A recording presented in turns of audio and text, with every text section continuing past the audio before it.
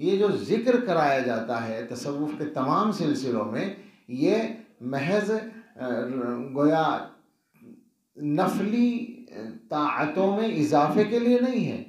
ایسا نہیں ہے کہ تسبیحات پڑھوائی جا رہی ہیں ثواب کے لیے، ثواب تو ہر عبادت میں ملتا ہی ہے، یہ اصلاح کا نسخہ ہے۔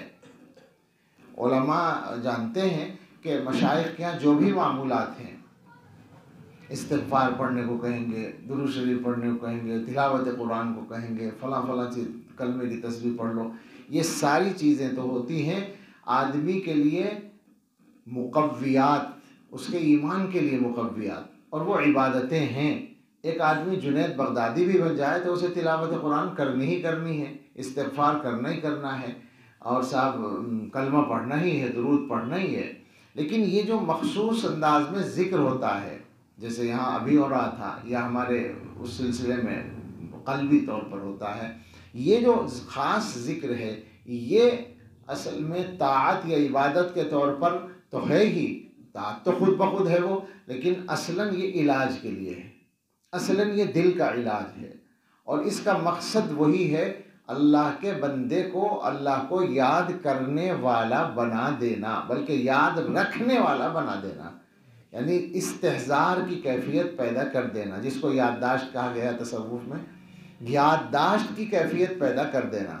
تو یہ بندہ جہاں بھی ہوگا اس کو یہ بات یاد ہوگی کہ اللہ مجھے دیکھ رہا ہے، تو یہ گناہوں سے بچے گا۔ یہ وہ کیفیت ہے جو اس چرواہے کو حاصل تھی جو عبداللہ ابن عمر رضی اللہ عنہما کو ملا تھا، جس سے انہوں نے کہا تھا جنگل میں کہ تم ایک بکری ہمارے ہاتھ بیچ دو، ہمیں ضرورت ہے۔ تو اس نے کہا بکری کا مالک تو میں نہیں ہوں۔ تو انہوں نے فرمایا کہ مالک سے کہہ دینا کہ ایک بکری کو بھیڑیا کھا گیا اور پیسے تم رکھ لینا۔ تو اس نے کہا فَأَيْنَ اللَّهُ، پھر اللہ کہاں ہے؟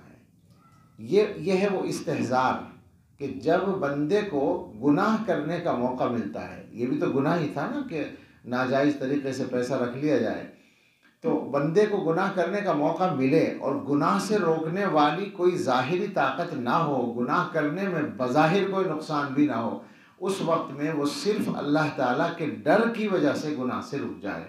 کیوں رکے گا وہ؟ اس لیے کہ اللہ تعالیٰ اس کو یاد ہے۔ تو اللہ تعالیٰ کی یاد کی یہ کیفیت پیدا کرنا، یہی اصل مقصد ہے اس ذکر کا، یعنی گویا کہ تھوڑی دیر مشق کر کے عادت ڈالنی ہے اللہ کو ہر وقت یاد کرنے کی۔ یہ تقوی پیدا کرنے والی چیز ہے۔ تقوی اس سے خامخواہ یوں ہی نہیں، تصوراتی بات نہیں ہے یہ، بلکہ عقلی بات ہے، پکی بات ہے۔ ہمارے حضرت پیر صاحب دامت برکاتہم نے ایک مضمون بیان کیا ہے، وہ چھپا ہوا بھی ہے الگ سے، طہارت کی اہمیت کے نام سے۔ تو عنوان تو اس کا یہی ہے، لیکن مضمون اس میں بہت مفصل ہے۔ انہوں نے یہ فرمایا کہ یہ جو بات ہے کہ انسان عبادت ایسی کرے کأنک تراہ، اللہ کی عبادت ایسی کرے گویا تم اللہ کو دیکھ رہے ہو، تو سوال یہ ہے کہ یہ عبادت ہمیں تو لگتا ہے کہ آسانی سے یہ معیار حاصل نہیں ہوتا۔ تو وہ یہ فرماتے ہیں کہ طہارت کامل حاصل کرنے سے یہ معیار حاصل ہوگا۔ اب اس میں کئی باتیں آ جاتی ہیں، میں اس کو اپنے انداز میں کہتا ہوں کہ بعض دفعہ یہ اشکال بھی ہوتا ہے کہ رسول اللہ صلی اللہ علیہ وسلم نے احسان کا جو درجہ بتایا اس کو عبادت سے جوڑ کر بتایا، حالانکہ ہر آدمی ہر وقت عبادت نہیں کرتا، وہی نماز تو کسی کسی وقت پڑھتا ہے، تو یہ کیفیت احسان والی یہ تو ہر وقت ہونی چاہیے۔ تو اس جو مضمون ہے اس سے سمجھ میں آئے گا کہ احسان کی کیفیت ہر وقت ہونے ہی سے عبادت کا وہ درجہ ملتا ہے۔ وہ یہ فرماتے ہیں کہ طہارت کامل حاصل کرو، اور اس کے 4 مرحلے ہیں، 4 درجے ہیں۔ پہلی طہارت وہی ہے جس کو ہم شرعی اعتبار سے بلکہ فقہی اعتبار سے طہارت کہتے ہیں، کہ آدمی ظاہری اور باطنی نجاست سے پاک، یعنی طہارت کیا کہیں گے، نجاست حقیقی اور نجاست حکمی سے پاک ہو گیا۔ اس نے کپڑے بھی پاک کر لیے، اپنا بدن بھی پاک کر لیا، اگر غسل واجب تھا وہ بھی کر لیا، وضو ٹوٹ گیا تھا وہ بھی کر لیا، طہارت اس نے حاصل کر لی۔ یہ وہ طہارت ہے جو ہر نماز پڑھنے والا حاصل کرتا ہے۔ لیکن اس میں انہوں نے ایک چیز اور جوڑی ہے کہ اس آدمی کو اپنے بدن کی اس ظاہری طہارت میں حلال کھانے کو بھی شامل کر لینا چاہیے، اس لیے کہ حدیث میں یہ ہے کہ جو گوشت حرام غذا سے بنا ہے وہ خود بھی تو حرام ہی کہلائے گا، وہ پاک تھوڑی ہوگا۔ تو گویا وضو کرنے کے باوجود اگر حرام کھایا ہوا ہے تو پوری پاکی پھر بھی حاصل نہیں ہوتی. لیکن بہرحال یہ طہارت کا پہلا درجہ ہے. اس کے بعد فرماتے ہیں کہ دوسرا درجہ ہے یہ کہ آدمی اپنے تمام ظاہری اعضاء کو گناہوں سے پاک کرے. ہاتھوں کے گناہ چھوڑ دے، آنکھوں کے گناہ چھوڑ دے، کانوں کے گناہ چھوڑ دے، زبان کے گناہ چھوڑ دے، شرمگاہ کے گناہ چھوڑ دے، بدن کے کسی بھی حصے سے اللہ کی نافرمانی نہ کرے. بدن کے کسی بھی حصے کو اللہ کی نافرمانی میں استعمال نہ کرے. یہ اس کو عادت ہونی چاہیے. اور واقعہ یہ ہے کہ جب انسان کو یہ عادت ہو جائے کہ وہ گناہ کرنا چھوڑ دے. ہمارے حضرت ایک بزرگ کا ایک قول سناتے ہیں، ان کے مربیوں میں شامل تھے ایک وہاں کے لاہور کے بزرگ تھے بابو جی عبداللہ صاحب. وہ بابو جی اس لیے تھے کہ وہ محکمہ ڈاک میں ملازم رہے تھے، ریٹائر ہو گئے تھے، لیکن ان کی بزرگی اور ولایت کا عجیب درجہ تھا. ان کے بارے میں یہ تواتر کے ساتھ معلوم ہے کہ وہ جس آدمی کے لیے دعا کر دیتے تھے اس کو 3 دن میں رسول اللہ صلی اللہ علیہ وسلم کی زیارت ہو جاتی تھی. اور ہمارے حضرت کا ان سے تعلق تھا، پڑھنے کے زمانے سے یونیورسٹی میں پڑھتے تھے، تو ان کے بہت سے ساتھی جایا کرتے تھے ان کو لے کر اور دعا کروایا کرتے تھے. ایک دفعہ کا حضرت سناتے ہیں کہ مجھ سے کئی ساتھیوں نے کہنا شروع کیا اور ہمارا پروگرام بننے میں دیر ہو گئی، تو آہستہ آہستہ 32 لڑکے تیار ہو گئے یونیورسٹی کے بابو جی کے پاس جانے کے لیے. ایک دن بنا کہ فلاں دن چلیں گے، تو 32 لڑکے اکٹھے ہو گئے. سب پہنچے وہاں تو حضرت نے ان سے کہا کہ بابو جی وہ ہمارے ساتھی آئے ہیں، 32 لڑکے ہیں. تو انہوں نے فرمایا ٹھیک ہے، ایک ایک کو میرے پاس بھیجو، اکیلے میں ایک ایک آئے میرے پاس اور جائے، تو ہر ایک کے لیے الگ الگ دعا کروں گا. چنانچہ وہ اسی طرح کرتے رہے اور بعد میں ان سب نے یہ بتایا کہ مجھے اسی گناہ کے چھوڑنے کی نصیحت کی جو میں کرتا ہوں. ایسا ان کا کشف بھی تھا. اور اس کے بعد لطیفہ یہ ہوا کہ 31 کو زیارت ہو گئی 3 دن میں، ایک کو نہیں ہوئی. تو اس نے ان سے ذکر کیا حضرت سے کہ ذوالفقار صاحب ہمیں تو ہوئی نہیں زیارت.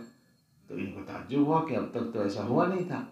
تو انہوں نے خط لکھا باقاعدہ بابو جی کو کہ حضرت وہ ایک لڑکا ہے، یا اگلی ملاقات میں پوچھا تو ایک لڑکا ہے اس کو زیارت نہیں ہوئی، باقی سب کو ہو گئی. تو بابو جی نے کہا کہ تحقیق کرو وہ غلط عقیدے والوں میں سے ہوگا. تحقیق کی تو پتہ چلا شیعہ تھا. ایسے آدمی تھے. وہ یہ فرماتے تھے، ان کا جو ملفوظ سنانا تھا اصل میں، کہ جو آدمی اپنے ارادے سے اللہ کی نافرمانی کرنی چھوڑ دیتا ہے اللہ تعالیٰ اس کی دعا رد کرنا چھوڑ دیتے ہیں. جب یہ بندہ میری بات مانتا ہے تو میں بھی اس کی مانتا ہوں، جو یہ کہے گا وہ کر دوں گا. تو ظاہری اعضاء کے سارے گناہوں کو چھوڑنا، یہ طہارت کا دوسرا درجہ ہوا. تیسرا درجہ یہ ہے کہ باطنی اعضاء کے سارے گناہوں کو چھوڑو. باطنی اعضاء میں خاص طور سے جو مرکزی چیز ہے وہ دل ہے. حضرت نے شاید یہی کہا بھی ہے زیادہ کہ دل کے گناہوں کو چھوڑا جائے. اور دل کے گناہوں کی جب بات کرتے ہیں تو بہت سے ناواقفوں کو خیال ہوتا ہے کہ دل سے کون سے گناہ ہو رہے ہیں، ہاتھوں پیروں سے تو ہوتے ہیں، شرمگاہ سے تو ہوتے ہیں. لیکن آپ دیکھیں گے کہ دل سے ہونے والا ہر گناہ کبیرہ ہے. حیرت کی بات ہے، تکبر دل سے ہوتا ہے، گناہ کبیرہ ہے، بدترین کبیرہ ہے. حسد دل سے ہوتا ہے، بدترین کبیرہ ہے. نیکیوں کو کھانے والا گناہ کبیرہ ہے، اور خوب مزے سے کرتے ہیں لوگ، بلکہ حسد کرنے میں تو دلچسپی رکھتے ہیں. اور ریاکاری، دکھاوا دل سے ہوتا ہے، گناہ کبیرہ ہے. کینہ دل میں ہوتا ہے، گناہ کبیرہ ہے. دوسروں کی دشمنی دل میں ہوتی ہے، گناہ کبیرہ ہے. دل میں جتنے گناہ ہوتے ہیں دل سے وہ سب کبیرہ ہیں، بڑے بڑے گناہ ہیں. تو ان دل کے گناہوں کو چھوڑنا ہوگا. دل کو پاک کرو گناہوں سے، یہ تیسرا درجہ ہوا. اور دماغ کے بھی گناہ جو ہیں، یہ دماغ میں جو گناہوں کے خیالات ہیں. اور اس کے بعد یہ فرماتے ہیں چوتھا درجہ یہ ہے کہ اپنے دماغ کو گناہوں کے خیالات سے پاک کرنے کے ساتھ ساتھ اپنی اچھائی کے خیال سے بھی پاک کرو.